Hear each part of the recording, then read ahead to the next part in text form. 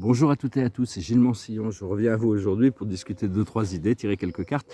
Je voulais dire que bon, il y a cette grande information sur le fait que la vérité va nous libérer. Mais il faut d'abord trouver la vérité pour nous libérer.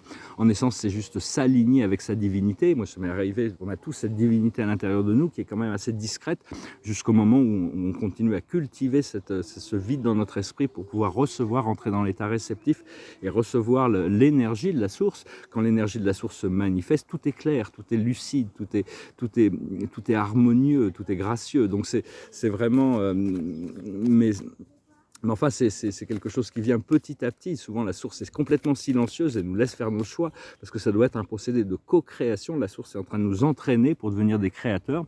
Enfin, je pense que beaucoup ici, dans cette dimension, la peur de l'inconnu reste quand même assez, peut être assez prédominante. C'est pour ça que la foi est importante, hein.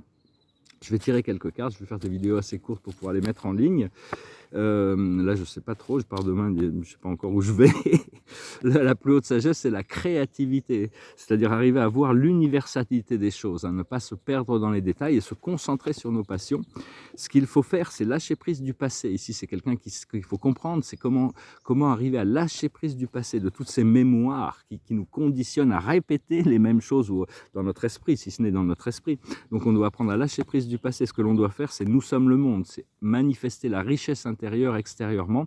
C'est sur l'abondance, c'est l'unification de la planète. Il n'y a qu'une planète, qu'un seul peuple, qu'une seule vie. C'est d'arriver à comprendre l'ensemble, vivre comme un tout plutôt que comme un élément séparé à l'intérieur d'un ensemble. Et l'aboutissant, ça va être le succès. Donc il y a quand même cette porte qui se prépare à s'ouvrir. Donc voilà, je venais vous saluer aujourd'hui et donc il faut, enfin, on va voir, hein, de toute manière, la vie est un mystère, elle restera un mystère, mais enfin, quand on commence à se reconnecter à notre âme et notre esprit, on est quand même déjà beaucoup plus...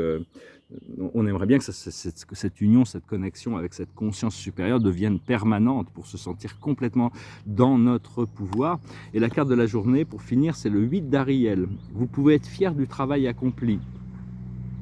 C'est en pratiquant qu'on apprend.